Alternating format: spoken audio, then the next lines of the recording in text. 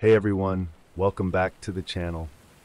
So the last two videos were about 90s and the 2000s, and so this one is similar, but it's only about the 80s. Personally, I didn't grow up in the 80s, but it seems like a really cool time, and obviously whichever decade it is, the dark side of this world always exists. And that's what we're going to be focusing on, the tragedies and disturbing backstories of the 80s. And just one more thing before we begin. You guys showed a lot of support and love on the last video regarding the names pronunciation problem I had. So in this one I'm mispronouncing every single name, and I hope that's okay. Nah, I'm just kidding. Actually, I did watch videos on almost all the cases to make sure I get the names right. And that's it for the intro, everyone. Now let's start the video. Enjoy. The first photo we got is the Jonelle Matthews Christmas choir photo from 1984. Jonelle Matthews was born on February 9, 1972 in Santa Barbara, California. Her birth mother was just 13 years old. A couple named Jim and Gloria Matthews adopted Jonelle in March of that year. They already had another daughter named Jennifer. In 1978, the Matthews family moved to Greeley, Colorado. Jim worked as a school principal and Gloria worked at a restaurant. On December 20th, 1984, Jonelle was 12 years old. She was in the school choir and had a Christmas concert that night. Her friend Deanna Ross and Deanna's dad drove her home after the concert, around 8:15 p.m. They made sure she got inside and turned on a light. At the same time, her dad Jim was at Jennifer's basketball game. Gloria was out of state helping Jonelle's sick grandfather. A little after 8:30 p.m., the phone rang at Jonelle's house. She answered, spoke briefly, and wrote down a message. That was the last time anyone ever heard from her. Jim came home at 9:30 p.m. The garage door was open, but Jonelle wasn't there. Her shoes and scarf were in the family room near a heater, where she liked to sit. Jennifer came home at 10 p.m., but Jonelle was still missing. Jim called friends, but no one had seen her. He called the police at 10:15 p.m. The police found shoe prints in the snow outside, but someone had tried to cover them with a rake. There was no sign of a break-in or struggle. At first, the police thought Jonelle's birth mother might have taken her. They secretly watched her, but found no proof. 13 years later, in 1997, the birth mother wrote a letter asking to visit Jonelle. That's when she found out Jonelle had been missing all that time. The police also looked at Jim Matthews, her father. They gave him a lie detector test and told him he failed, but these tests are not reliable. Jim said he didn't do anything wrong, and he was eventually cleared. The investigation continued for years, but found nothing. In 1994, Jonelle was declared legally dead. Her parents later moved to the Philippines and then to Costa Rica. Jennifer moved away after getting married. Then, on July 23, 2019, 35 years later, a construction crew found human bones while working 15 miles from Jonelle's home. Tests showed the bones were hers. She had been shot in the head. Sadly, no DNA or new evidence was found.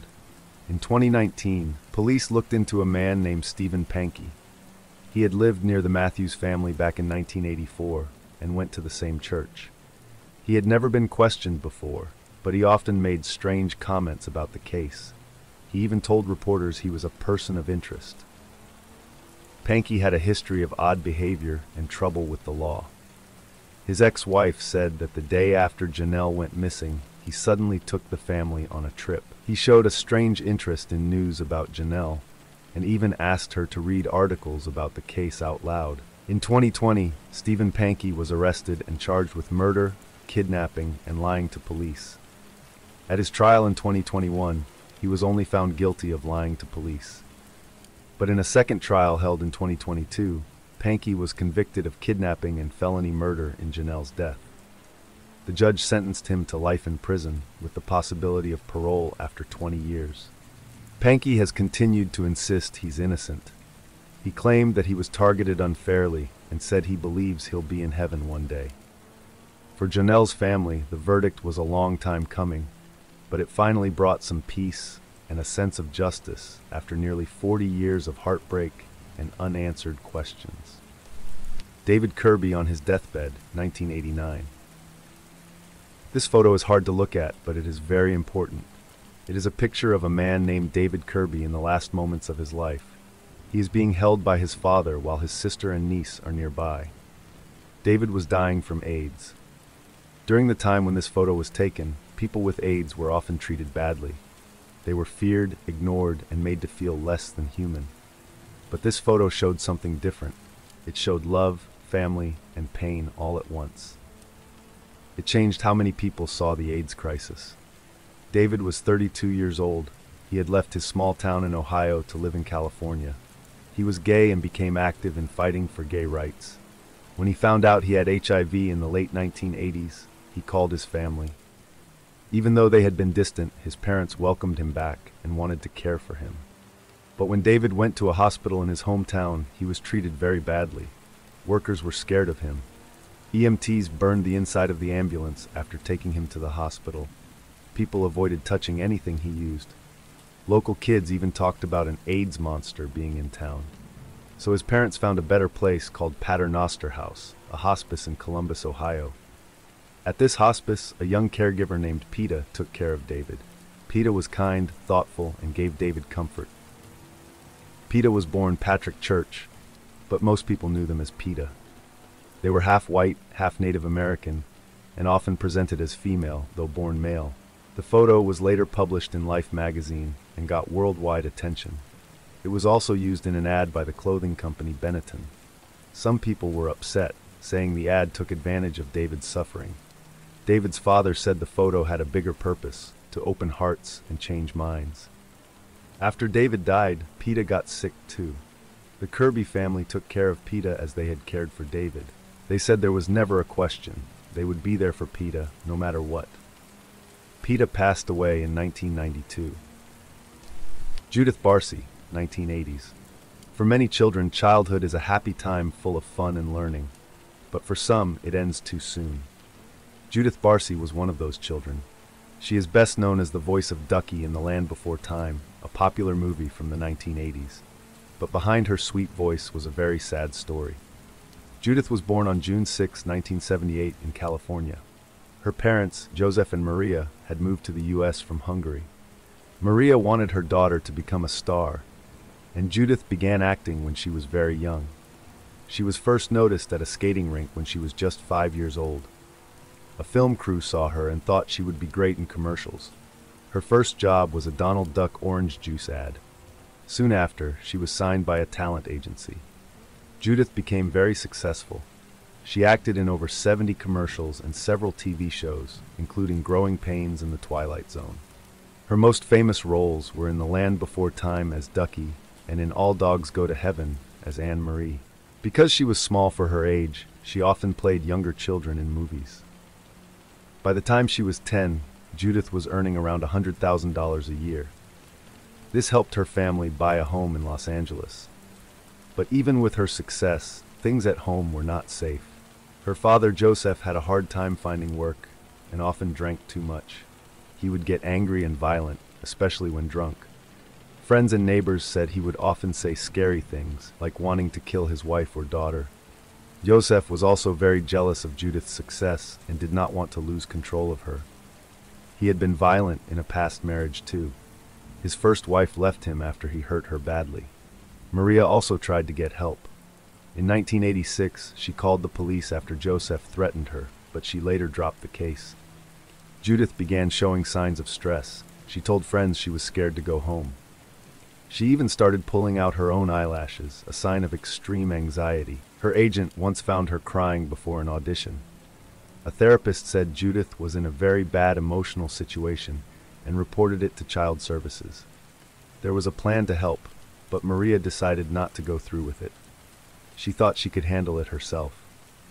Maria did rent an apartment so she and Judith could stay away during the day, but they still returned home at night. She had planned to leave Joseph and file for divorce.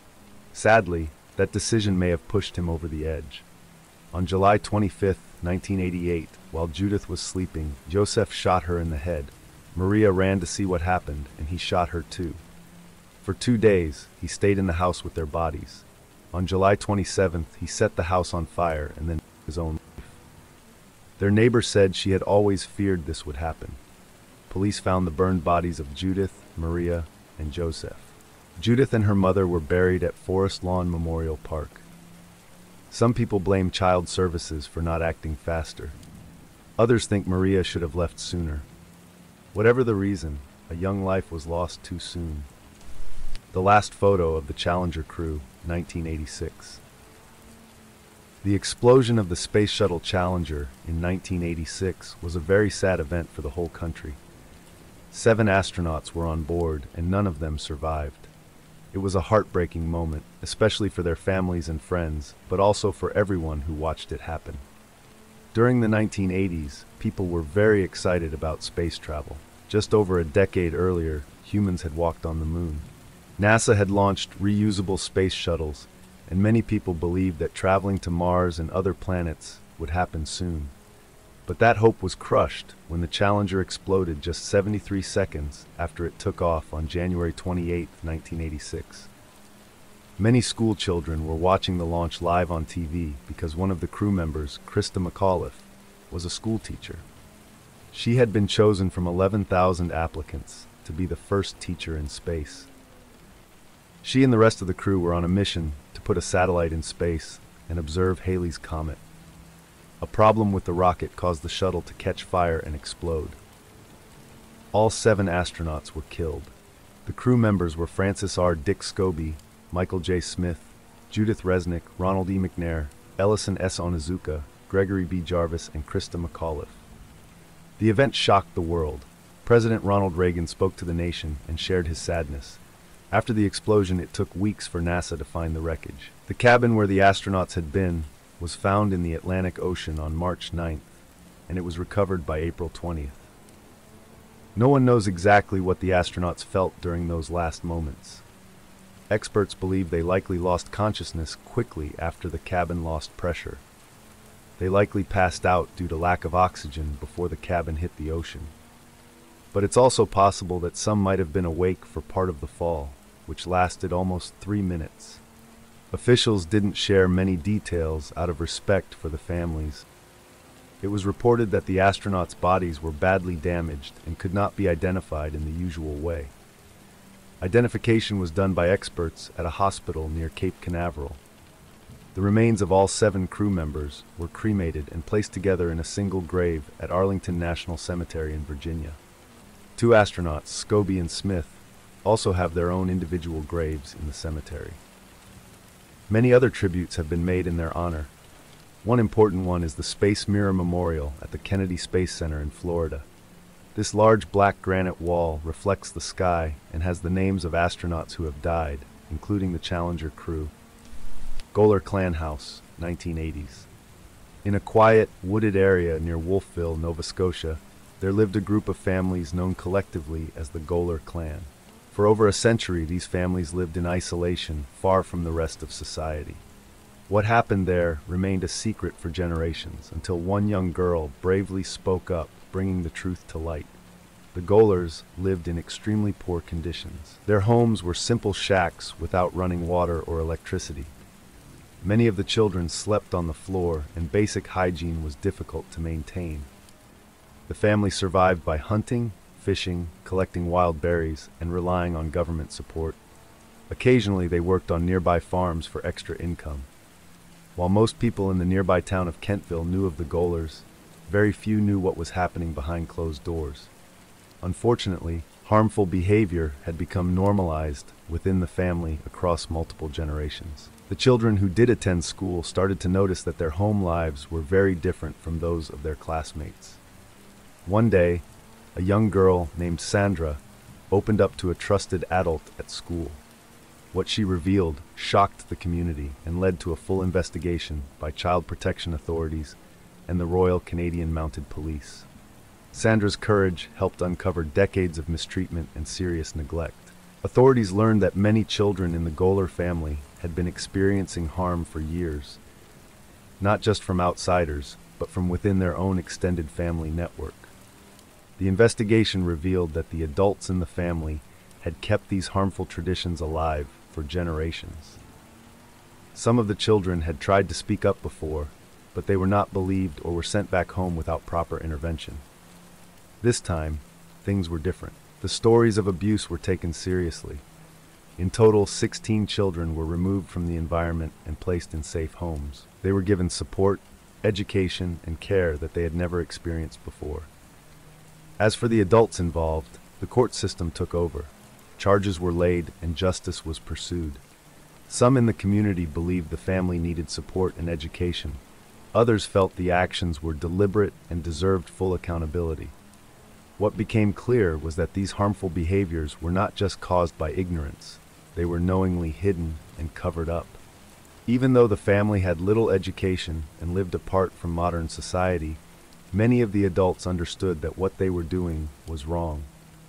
They made efforts to avoid detection, warned children to stay silent, and even made threats to ensure the secret stayed hidden. Sandra's courage helped put an end to something that had gone on for way too long. Air India Flight 182 bombing, 1985. On June 23, 1985, Air India Flight 182 left Toronto, Canada for Mumbai, India. The plane was a large Boeing 747 and was named Kanishka after an old Indian emperor. Before reaching Mumbai, the plane was supposed to stop in Montreal and London. At Montreal, Canadian officials checked the plane and removed 3 suspicious bags. Then the flight continued its journey. However, it never reached London. About 45 minutes before it was supposed to land, the plane disappeared from radar. There was no emergency call, no signal, just silence. The last known location was near the coast of Ireland. Rescue teams were sent, and they found pieces of the plane in the sea. The plane had exploded in the air. All 329 people on board died. Only 131 bodies were recovered. Canada suspected that the bombing was linked to the Khalistan movement. A year earlier, in 1984, the Indian Army had entered the Golden Temple in Amritsar to remove Khalistani militants. Many people were angry about that event, especially in the Sikh community. Canada believed that this bombing was an act of revenge. But despite this, only one person was ever punished. The main person behind the attack was never convicted. The mastermind behind the attack was a man named Talwinder Singh Parmar. He was a Khalistani terrorist and started a group called Babar Khalsa. He moved to Canada in 1970 and became a Canadian citizen 6 years later. But instead of starting a peaceful life, he used Canada as a base to plan attacks against India. In 1981, Parmar was accused of killing police officers in India. He escaped to Germany but was arrested there. Germany did not send him back to India, and he was later released. India then asked Canada to extradite him, but the Canadian Prime Minister at that time, Pierre Trudeau, refused. His reason was that India did not respect the Queen enough. By 1985, after the Golden Temple attack, Parmar was angry and wanted revenge. Many in Canada's Indian community had heard rumors. Some even warned others not to fly Air India. Canadian intelligence knew about these warnings but did not act. Parmar found someone to help build the bomb, a man named Inderjit Singh Rayat, a car mechanic. He made 2 bombs. One was put on Flight 182, and another on a different flight going to Tokyo. The second bomb exploded early and killed 2 baggage workers in Japan. A man using the name Manjit Singh bought a ticket but never boarded the flight. He tricked the airline into putting his bag, containing the bomb, on the plane. Airport security failed badly. The sniffer dogs were not there, X-ray machines were broken, and even when a handheld scanner beeped, the staff didn't understand it. After the bombing, Parmar escaped to Pakistan. He was later arrested in India in 1992, but died in police custody. Canada then focused on 3 others, Rayat the bomb maker, Ripudaman Singh Malik, and Ajaib Singh Bagri. But witnesses were silenced or killed. One journalist who had proof was murdered.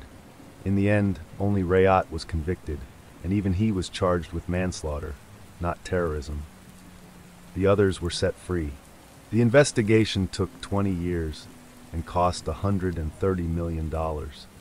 It was the most expensive trial in Canada's history, but it brought very little justice. One former Canadian spy said he had warned the government about a possible attack that weekend. Still, no action was taken. Canada later denied his claims. After the attack, Canada's Prime Minister gave condolences to India. This was strange because 280 of the victims were Canadian citizens. Most were of Indian origin, but they were still Canadian. only 24 victims were Indian nationals. It wasn't until 2010 that Canada officially apologized. But even today, the ideas behind the attack still exist. Back then, it was Pierre Trudeau who protected Parmar. Now it is his son, Justin Trudeau, facing similar criticism. Lisa McVey's school photo, 1980s. Lisa McVey was just 17 when her life changed forever. In 1984, she was struggling with a painful home life. After years of abuse, she felt hopeless and planned to end her life. But one night, as she rode her bike home from work, a man grabbed her at gunpoint. His name was Bobby Joe Long, a dangerous serial killer who had hurt many women. Blindfolded and tied up, Lisa was taken to Long's apartment. For 26 hours, she endured terror. But instead of giving up, Lisa stayed calm. She pretended to care about Long, saying she could be his girlfriend. She talked about her sick father, hoping to make him feel sorry for her. Slowly, Long started to trust her. When allowed to use the bathroom, she memorized details and left fingerprints everywhere. She listened carefully to sounds outside like highway noise to guess where she was. Her quick thinking gave police clues later. Finally, Long drove Lisa to a quiet area and let her go. She ran to her grandma's house, but no one believed her story. Frustrated, Lisa went to the police. At first, they doubted her too, until Sergeant Larry Pinkerton listened. He showed her a photo of his daughter and promised to help. Lisa described Long's face, which she felt while blindfolded, his red car, and other details. Police realized she described their main suspect. They found Bobby Joe Long, and Lisa identified him from photos. His car matched evidence from crime scenes. Long grew up in a broken home. He faced abuse, health issues, and head injuries as a child. As an adult, he blamed women for his problems, especially after a bad breakup. This anger turned him into a killer. He attacked women in Florida, leaving a trail of fear. With Lisa's help, Long was arrested. He confessed to killing 10 women and hurting many others. In 1985, he got life in prison. Later, he was sentenced to death. Lisa bravely testified against him, determined to stop him from hurting anyone else. After surviving, Lisa chose to fight back. Not as a victim, but as a hero. She became a police officer, helping others, especially kids and victims of crime. She shared her story to inspire people, showing that even in darkness, hope exists. In 2019, Lisa watched Long's execution. She thanked him for choosing her, saying it gave her strength to live fully. Today, she continues her mission to protect and inspire, proving courage can change lives. Yearbook photo of Laurie Show, 1989. This case is about a girl named Laurie Show. It happened in 1991 in Lancaster, Pennsylvania, a quiet town that hadn't seen a murder in 10 years. Laurie was just 16 years old. She was in 10th grade at Conestoga Valley High School. Laurie was kind, helpful, and very caring. She loved her family, went to church, and even helped other students with their schoolwork. Sadly, her life ended in a terrible and shocking way. On the morning of December 20th, 1991, Laurie's mom Hazel left the house early. She had a meeting with Laurie's school counselor. Laurie stayed behind to get ready for school, but when Hazel got to the school, the counselor never showed up, so Hazel went back home. As she returned, a neighbor said they had heard strange noises from their apartment. Hazel didn't think much of it, thinking maybe Laurie was just playing loud music. When Hazel got inside, the lights were on, but the house was quiet. She called out for Laurie, but no one answered. She looked around and found Laurie in her bedroom. Laurie was lying in a pool of blood with a rope around her neck. Hazel ran to the kitchen, grabbed a knife, and cut the rope. Laurie had a deep cut on her throat and other injuries, including stab wounds. But Laurie was still alive for a short time. She told her mother, "Michelle did it." She repeated it over and over again. Laurie soon died in her mother's arms. Michelle, whose full name was Lisa Michelle Lambert, was 19 years old. She had a history with Laurie.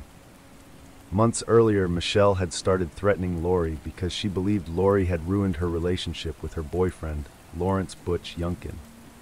Michelle even called Laurie at home and showed up at her job to yell at her. Laurie had briefly dated Lawrence, but stopped seeing him after saying he had assaulted her. Michelle was angry and obsessed. She kept bothering Laurie and even attacked her in public once. She told Laurie that if anything happened to her baby, she would kill her. In December, Michelle did just that. Michelle, her friend Tabitha Buck, and Lawrence were all arrested. Lawrence admitted he had dropped Michelle and Tabitha off at Laurie's house that morning. He claimed he thought it was just a prank, but he helped them after the murder by washing their clothes and getting rid of the knife. Michelle first blamed Tabitha, saying she didn't want to hurt Laurie. Then she blamed Lawrence, saying he forced her to do it. Police didn't believe her and charged both Michelle and Tabitha with murder. Michelle gave birth to a baby girl while waiting for her trial. She was sentenced to life in prison. Lawrence was not charged with murder at first, in exchange for testifying. But later letters between him and Michelle showed he had lied, so his deal was canceled, and he also went to prison.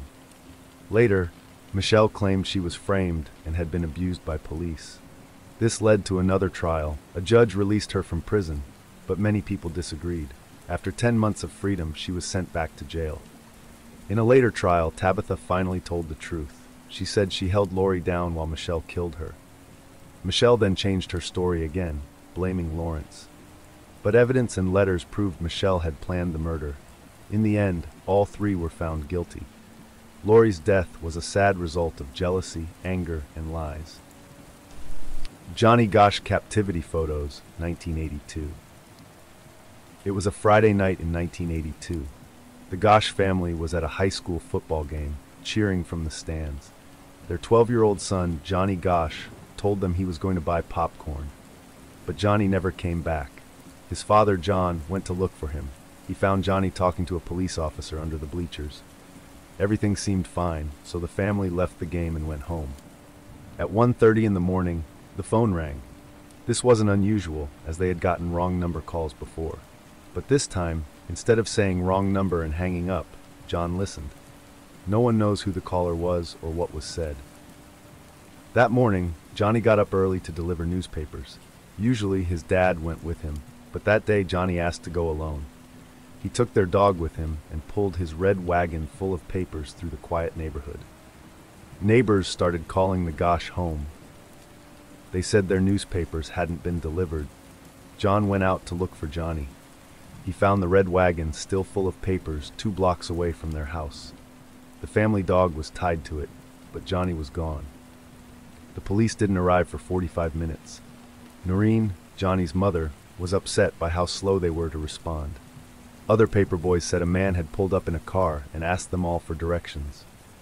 After he drove off, another man on foot came out from between 2 houses and followed Johnny. Johnny didn't scream or call for help. He just disappeared. Search teams were formed right away. Some searched the city, while others looked in nearby parks.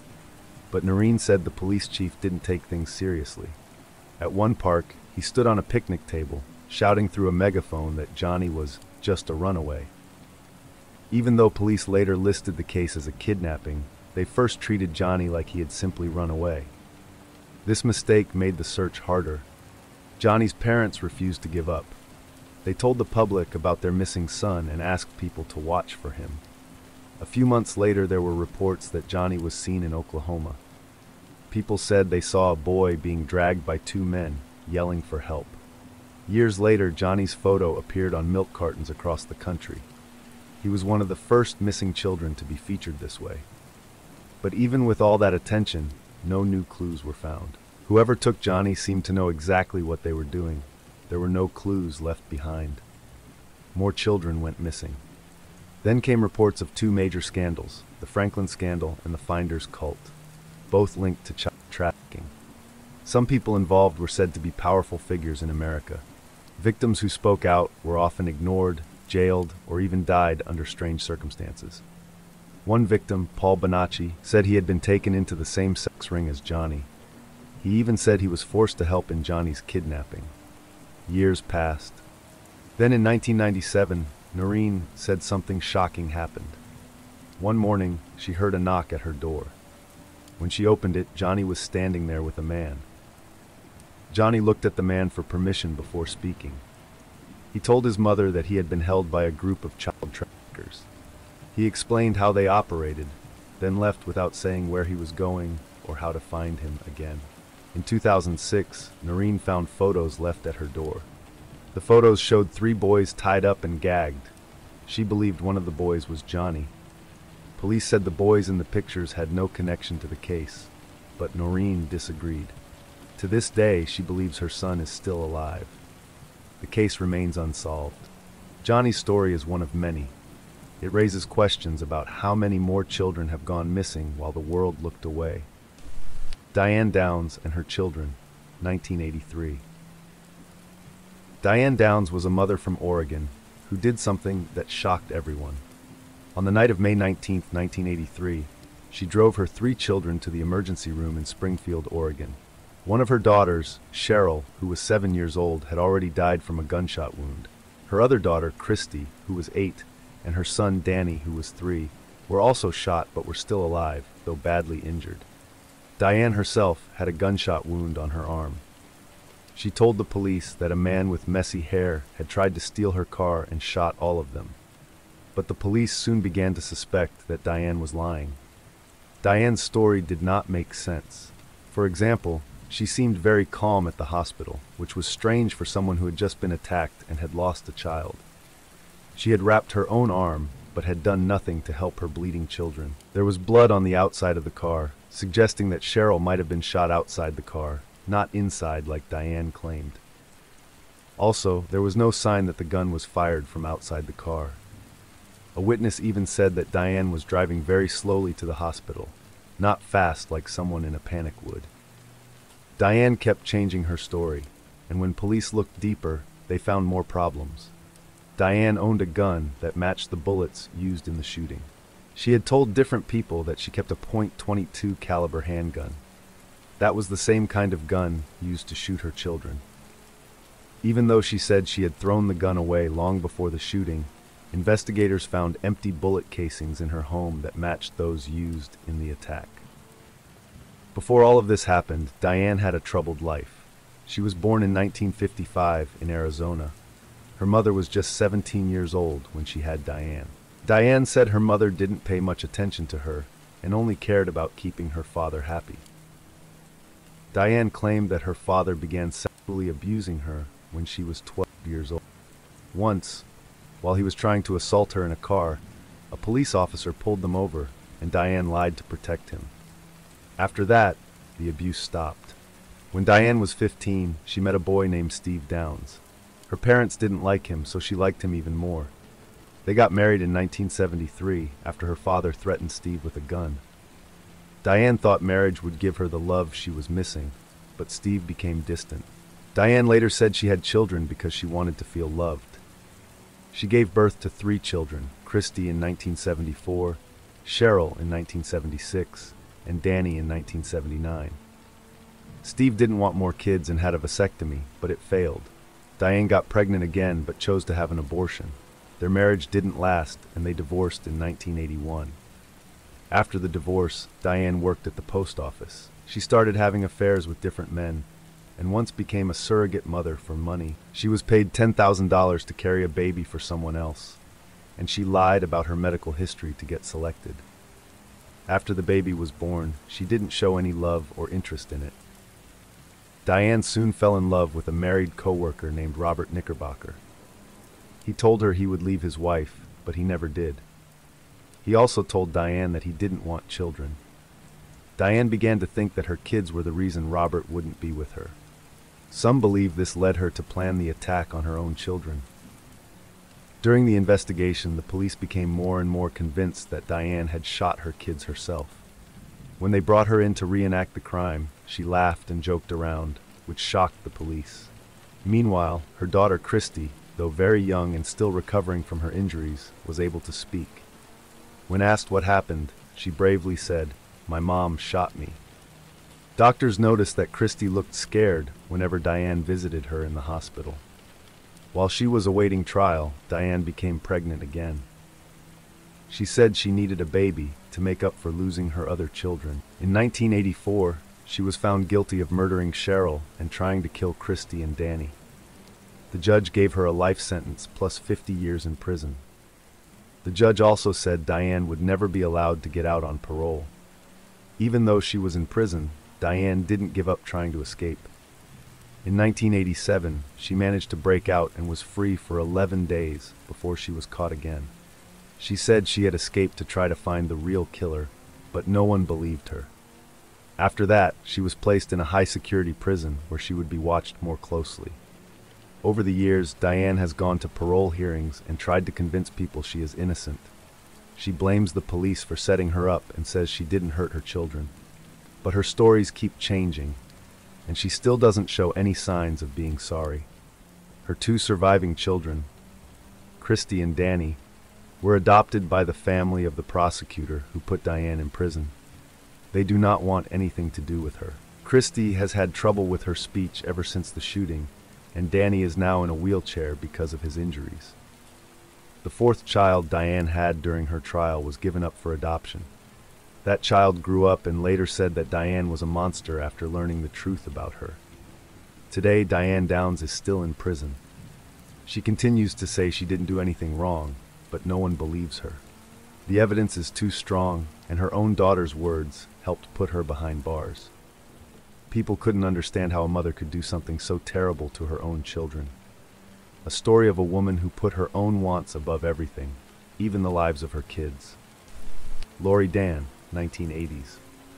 On May 20th, 1988, Laurie Dann shocked the Chicago area with a day of violence.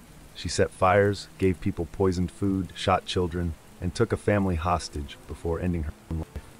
This is the story of how things reached that point. Laurie Dann, born Laurie Wasserman, was born on October 18, 1957, in Chicago, Illinois. Her father was an accountant, and her mother stayed at home. She had an older brother named Mark. The family first lived in a working-class area, but later moved to Glencoe, a wealthy suburb. As a child, Laurie was quiet and liked playing outside with boys. She didn't talk much and was sometimes made fun of for how she looked. In school, she needed special education classes and was bullied. She also showed signs of obsessive-compulsive disorder, like touching things over and over or focusing too much on numbers. Mental illness ran in her family, especially on her mother's side. In 4th grade, her parents paid for surgery to fix her ears to stop the teasing. Later, she got a nose job.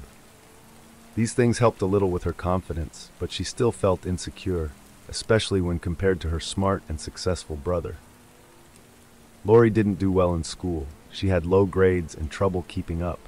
In high school, her first boyfriend only dated her as a joke, which really hurt her feelings. After that, she started having more serious relationship problems. She got into college with her parents' help and started studying at Drake University in Iowa to become a teacher. Later, she moved to Arizona State University. While there, she became obsessed with a medical student named Stephen Witt. She followed him around and became very jealous when he talked to other women. He broke up with her after a few years because she was too clingy. Laurie dropped out of college and moved back to Chicago. She got a job at a country club and met Russell Dann, a wealthy man who worked in sales. They got married in 1982. At first, the marriage seemed okay, but Russell started noticing strange behaviors. Laurie would tap her foot at red lights, jump over cracks in the sidewalk, and leave things messy. These were signs of her OCD, which she hadn't told him about. Over time, Laurie stopped cleaning the house, left spoiled food out, and acted more oddly. Russell tried to help her, but nothing changed. In 1986, after they separated, Russell was stabbed while sleeping. The police couldn't prove it was Laurie, but she had just bought an ice pick. They divorced in 1987, and she got $125,000 from the settlement. Meanwhile, Stephen Witt began getting scary letters and phone calls from someone pretending to be pregnant with his child, likely Laurie again. She moved back in with her parents and began babysitting, but the families complained. She damaged their furniture, stole things, and racked up bills. Her father kept apologizing and paying people off. In 1988, Laurie moved to Wisconsin and pretended to be a college student. People started calling her the elevator lady because she rode elevators all night. She acted very strangely, throwing garbage around, putting raw meat in furniture, and even walking around the dorms naked. In April, she started sending death threats again to Stephen. This time, the police and FBI got involved. They found out she had legally bought several guns. The police tried to take them away, but her father said she needed them for protection, even though she was the one causing trouble. On May 19th, Laurie was found sleeping naked. garbage room. The next day, May 20th, 1988, everything got worse. That morning, Laurie made Rice Krispies treats and juice boxes filled with poison, arsenic she got from a college lab. She delivered these to several homes and college fraternities. Luckily, most people didn't eat or drink them. She then picked up 2 boys she used to babysit, telling their parents she'd take them to the fair. Instead, she gave them poisoned milk. The boys didn't drink it because it tasted strange. After that, Laurie went to Ravinia Elementary School with a container of flammable liquid. She lit a fire inside, but a teacher quickly put it out. She then tried to enter a daycare center but was stopped. Later, she went back to the home of the 2 boys. Their mother, Marion, asked if she wanted to stay while she did laundry. Laurie said yes. Inside the house, Laurie poured gasoline on the stairs and lit it on fire while everyone was in the basement. She locked the doors and left. Marion saw the fire and got her kids out through a small window. They survived. Next, Laurie drove to Hubbard Woods Elementary School in Winnetka. Around 10:25 a.m., she snuck in through a side door. She entered a classroom where kids were taking a bike safety test. The teacher thought she was a visitor and gave her a test to fill out. Laurie left the room, then pulled a boy into the bathroom and shot him. But he survived. When 2 other boys tried to help, she shot at them too, but the gun jammed. Then she went back to the classroom and opened fire, killing 8-year-old Nicholas Corwin and injuring others. She ran from the school, crashed her car, and ran into a random house. Inside, she held a family hostage for several hours. One of them, 20-year-old Philip Andrew, tried to calm her down. She shot him, but he survived. Finally, Laurie went upstairs and took her own life. Laurie Dann was 30 years old. Nicholas Corwin's funeral was attended by over 1,500 people. After the tragedy, police searched for a clear reason why Laurie did this, but they found no note. She had been on medication, and her dorm room was a mess. One article found in her room was about someone who shot themselves to cure OCD. In the end, Laurie Dann was a woman with serious mental health problems who never got the right help. Many people had seen signs over the years, but no one was able to stop her before it was too late. Murder of Dorothy Stratten, 1980. Dorothy Ruth Hoog Stratten was born on February 28, 1960, in Vancouver, Canada. Her parents, Simon and Nellie, were originally from the Netherlands. Dorothy had a younger brother and a younger sister. She didn't really know her father, as she was mostly raised by her mother. In 1977, while working part-time at a Dairy Queen during high school, Dorothy met Paul Snyder. Paul was 9 years older than her. He worked as a club promoter and business manager for sex workers. Dorothy and Paul started dating. In 1978, he even took her to her high school prom. That year, he sent some revealing photos of Dorothy to Playboy magazine. The magazine was interested in her, and she soon moved to Los Angeles to explore new opportunities. Paul followed her a couple of months later. Dorothy began using the name Dorothy Stratten. She did well with Playboy, and in June 1979 she married Paul, even though many people, including Playboy founder Hugh Hefner, were against the idea. Hefner liked Dorothy and didn't trust Paul. Many people felt Paul was not right for her and would only hold her back. Dorothy became Playboy's Miss August 1979 and worked as a Playboy bunny in Los Angeles. With Hefner's help, she started getting small acting roles in TV shows like Fantasy Island and Buck Rogers. Around this time, Paul was acting as her driver, acting coach, and part-time manager. In late 1979, Dorothy met a film director named Peter Bogdanovich at a party. They began a romantic relationship. Peter cast her in his movie They All Laughed, which was being filmed in New York. Dorothy told Paul he couldn't come to the set because only the cast and crew were allowed. In March 1980, she went to New York and began working on the movie. The next day, she and Peter became intimate. In April, Dorothy returned to Los Angeles for some work with Playboy. She was named Playmate of the Year on April 30th and even appeared on The Tonight Show. In May, she went on a promotional tour in Canada. During that time, she wrote a letter to Paul asking for more freedom in their marriage. Paul was very upset by this. Dorothy's trip ended in Vancouver, where she planned to rest with family. Paul went there too and convinced her to make nightclub appearances. He kept the money from those events for himself. They fought a lot during the trip. Dorothy even suggested giving up her career to return to a simpler life with Paul, but he refused. She went back to New York to finish the movie, and Paul went back to Los Angeles. Dorothy later stopped answering Paul's calls and wrote him a letter saying they were now separated, both physically and financially. Paul emptied their joint bank account and sold some of her things. He even hired a private investigator because he believed she was having an affair with Peter, which she was. In July 1980, after filming was done, Dorothy and Peter went to England for a short vacation. Then, she moved into Peter's mansion in Los Angeles. On August 14, 1980, Dorothy visited Paul at his house to talk about money. She brought $1,100 as a first payment. Paul's roommates left that morning, leaving the two alone. Within an hour, Paul shot Dorothy in the face with a shotgun, killing her. Later, he took his own life. When the roommates came home that night, they found the bodies. Both Hugh Hefner and Peter Bogdanovich were heartbroken by the news. Dorothy was known as shy, hardworking, and sensitive. Many believe she did not realize how talented and beautiful she really was.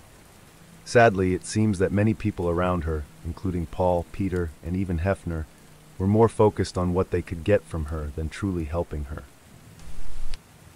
Kirsten, Costas, and Bernadette Protti, 1984. Bernadette Protti was born on September 20, 1968, and lived in Orinda, California, a town near San Francisco. Her family was middle class. Her father was a retired engineer, and her mother stayed at home. Bernadette had 5 brothers and sisters. She went to Miramonte High School and was described as an average-looking girl who was somewhat popular. However, she felt insecure because many students around her were richer. Bernadette wanted to be part of the popular crowd. She tried out for the cheerleading team and the yearbook staff in 1984, but didn't make it. Still, she joined the swim team, worked in the school office, and was accepted into a group called the Bobbies. The Bobbies were like a club for popular girls at school. Another girl at the school was Kirsten Costas. She was also born in 1968 and came from a wealthy family. Her father worked as an executive, and her mother also stayed at home. Kirsten was very popular, confident, and pretty. She got on the cheerleading team and was also in the Bobbies. Bernadette admired her, but also felt jealous. On June 21, 1984, Bernadette called Kirsten's house. She lied to Kirsten's mother, saying there was a dinner for the Bobbies on Saturday and that Kirsten was invited. This was not true. There was no dinner. Bernadette wanted to trick Kirsten into going out with her. She only said she was a Bobby, not her real name. On the night of June 23rd, Bernadette told her parents she was babysitting. Her dad dropped her off at a neighbor's house, and she used their car, a yellow Ford Pinto, to drive to Kirsten's home. She picked Kirsten up and later told her there was no dinner, just a party. Kirsten got upset and left the car. Kirsten went to a nearby house where she used the phone to call her parents, but they weren't home. The man who lived there, Alex Arnold, offered to drive her home. As they drove, he noticed a Ford Pinto following them. It was Bernadette. When they reached Kirsten's house, her parents still weren't home, so she started walking to another neighbor's house. As she walked, Bernadette came up to her with a knife. Kirsten backed away and told her to leave, but Bernadette stabbed her multiple times. Alex saw the attack but thought it was just a fight. He chased the Pinto in his car but couldn't catch it. Kirsten managed to reach a neighbor's door and asked for help. She was taken to the hospital but sadly died at 11:02 p.m. The police started an investigation. They knew the attacker drove a Ford Pinto and was a blonde teenage girl. They interviewed over 300 people and looked at 750 Ford Pintos. Eventually, they found out Bernadette's family owned one. She had lied about babysitting, but at first the police believed her. She even passed a lie detector test, though these tests are not reliable. The FBI got involved and created a profile of the killer. It matched Bernadette closely. When the police realized they hadn't checked her alibi, they did, and found out she had lied. Bernadette still denied everything, but later wrote a confession note to her mother. She said she was ashamed and scared. Bernadette told the police she hadn't planned the murder. She was angry and hurt because Kirsten made her feel small. The knife was already in the car. She was charged with second-degree murder and sent to juvenile prison for a maximum of 9 years. She served 7 years, got out in 1992, changed her name, and disappeared from the public eye. This case was later made into a TV movie called Death of a Cheerleader, released in 1994 and remade in 2019. Ricky Kasso, 1984. In the summer of 1984, a tragic event in Long Island, New York, shocked the world. A 17-year-old boy named Gary Lauers was found dead in a shallow grave in Aztakea Woods, just outside Northport. His body had been stabbed and mutilated so badly that he was barely recognizable. His body was covered with sticks and leaves, and it was clear that this was a crime unlike anything the local community had ever seen. The police found his body after a local teenager anonymously tipped them off. The media at the time blamed heavy metal music for the crime, and the police pointed to the growing drug problem in the 1980s. But the real cause was a troubled individual named Ricky Kasso, also known as the Acid King. Ricky's story begins in Huntington, New York, where he was born on March 29, 1967. As a teenager, Ricky was good at sports. By middle school, he was no longer motivated and began smoking weed. Eventually, he dropped out of school. His father, a local high school teacher and football coach, was very disappointed. He wanted Ricky to become a football star, but Ricky had no interest in the sport. His father became abusive, and Ricky was eventually thrown out of the house. With nowhere to go, Ricky began running away from home and lived on the streets of Northport. He slept in cars, garages, and even friends' houses. To cope with his troubled life, Ricky turned to drugs, including marijuana, PCP, and LSD, which earned him the nickname Acid King. He openly declared his love for drugs, saying that he enjoyed the fantasy world they gave him. Ricky's drug use became so bad that he moved out of his family home permanently. He dropped out of school and began spending time with other teens who looked up to him because he was always carrying drugs. Ricky and his friends found a shack to live in, where they would spend their time getting high. Ricky became obsessed with Satanism, often reading books about witchcraft and the occult. He even started talking about suicide and how he believed it was the ultimate high. His parents, desperate to help him, admitted him to a psychiatric hospital, but nothing seemed to work. Ricky's behavior only got worse. In 1984, the situation took a deadly turn. Ricky's troubles with Gary Lauers began when Gary stole drugs from him at a party. Gary took 10 bags of PCP from Ricky's jacket while he was passed out. After Ricky found out, he confronted Gary. Though Gary gave back 5 of the bags, he still owed Ricky for the rest. Ricky, angry, beat Gary up multiple times. One night, Ricky invited Gary to hang out with him and some friends. They went to Aztakea Woods, where they smoked drugs including PCP and LSD. Things quickly escalated. Ricky attacked Gary, biting him on the neck and stabbing him in the chest. He continued to stab Gary between 17 and 36 times. Gary's eyeballs were even sliced out. During the attack, Ricky made Gary say, "I love Satan," but Gary refused and instead said, "I love my mother." After Gary died, Ricky and his friends covered the body with branches and leaves. The police soon focused on Ricky and his friends, and they were questioned. Ricky had a history of strange behavior, like digging up a grave and stealing a skull for a satanic ritual. Ricky even told the police that he heard a black crow while he was attacking Gary, which he believed was the devil helping him. The case was eventually solved when a 16-year-old girl named Laurie Wall called the police after Jimmy, one of Ricky's friends, confessed to her about the killing. The media at the time pushed a narrative about Satanism and heavy metal music being to blame for the murder, but it was clear that Ricky's troubled past and his drug abuse were the real causes. Ricky was arrested and charged with murder, but before he could go to trial, he took his own life in jail. His death left the case unresolved for a while. His friend Jimmy Troiano was also charged as an accomplice, but was later acquitted. The case became well known, and over the years, documentaries, books, and even songs have been made about it. The case also became part of a larger panic in the 1980s and 1990s, where people believed that satanic cults and heavy metal music were corrupting young people. While it's easy to point fingers at music and Satanism, it's clear that Ricky's crime was the result of a lifetime of abuse, poor choices, and addiction. Cherrie Mahan's disappearance, 1985. Cherrie Ann Mahan was born on August 14, 1976, in Saxonburg, Pennsylvania, USA. She had short brown hair, hazel eyes, and a scar on her left arm from a dog bite. On February 22, 1985, Cherrie was 8 years old. She had gone to school like normal. That day, she wore a gray coat, blue denim skirt, blue leg warmers, and brown boots. After school, Cherrie took the bus home. Several other kids were also on the bus.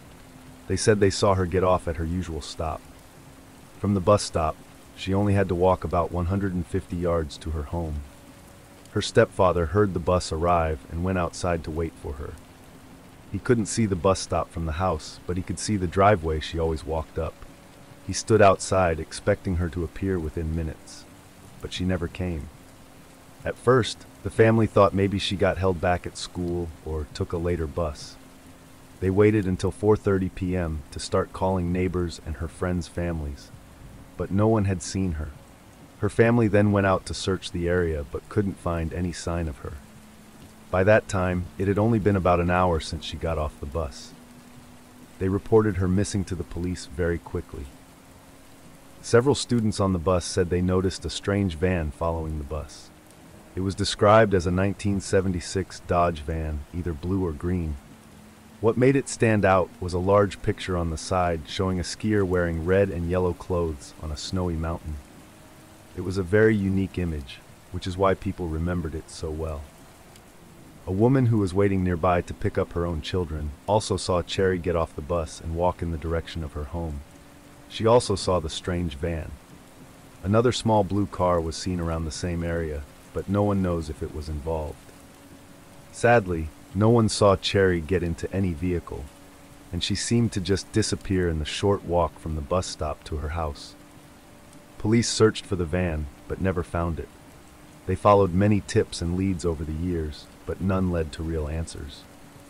Years later, someone said they saw a woman who looked like an age-progressed photo of Cherrie as an adult. This woman had been adopted and didn't know her birth family, so she agreed to take a DNA test. Sadly, the test showed she was not Cherrie. In 1992, Cherrie's family made the very hard choice to declare her legally dead. It was a heartbreaking decision. They received money from her life insurance, but instead of keeping it, they gave all of it to the National Center for Missing and Exploited Children to help other families.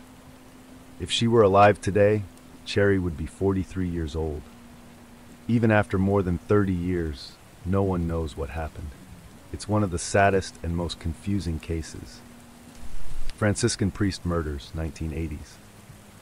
In the early 1980s, 2 Catholic priests in the western United States died under very strange and scary circumstances.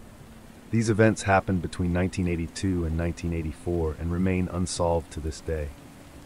The first priest was Father Ronaldo John Rivera, a Franciscan priest working at a church in Santa Fe, New Mexico. On the night of August 5, 1982, a man calling himself Michael Carmelo phoned the church. He claimed his grandfather was dying and asked for a priest to come and perform last rites near a rest stop in Waldo. Father Rivera agreed to go. He was last seen leaving in his brown 1974 Chevy Malibu.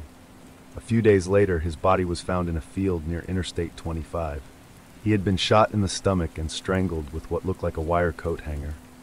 His car was later found far away, out of gas, and his last rites kit was missing. The FBI stepped in to help. A profile of the killer suggested the motive might have been revenge. Police looked at a few suspects, including a man who had just gotten out of prison, but they were all ruled out due to lack of evidence. The second case was Father John Patrick Kerrigan, a priest who had just moved to Ronan, Montana. He was last seen on July 20, 1984, and failed to show up to church the next morning. A few days later, bloody clothes and a coat hanger were found near Flathead Lake. His car, also a brown Chevy Malibu, was found with his wallet still full of cash, a bloody shovel, and a pillowcase inside. Although his body was never found, people believed he had also been murdered. The items found at the scene were eerily similar to the Rivera case. Both had the same type of car, both had coat hangers involved, and both were about 58 years old. Soon after Kerrigan went missing, a teacher named Curtis Holman also disappeared nearby. His car was found just 40 miles from where Kerrigan's car had been. Holman's brother believed the cases were connected, but police found no solid proof.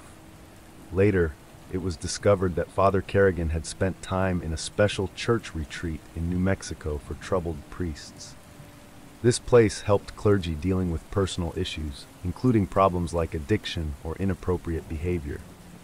The church never said why Kerrigan had been sent there, but in 2015, a list of abusive clergy was released, and his name was on it. This led people to think his murder might have been an act of revenge. Even though both priests had similar deaths, not everyone agrees they were connected. Some officers thought a drifter with mental health issues might be responsible. Others believed it could be someone seeking revenge. Over the years, many suspects were considered, including a man in jail in New York who had been in New Mexico at the time and had a grudge against priests. He even once stole from the same church where Father Rivera worked. Still, nothing was proven. In 2020, a writer who studied Kerrigan's case suggested he might not be dead at all. He believed Kerrigan may have staged his own disappearance with help from the church, but again, there is no clear proof. To this day, no one knows exactly who killed Father Rivera or what happened to Father Kerrigan. Despite many leads, tips, and theories, the mystery remains unsolved and may stay that way forever.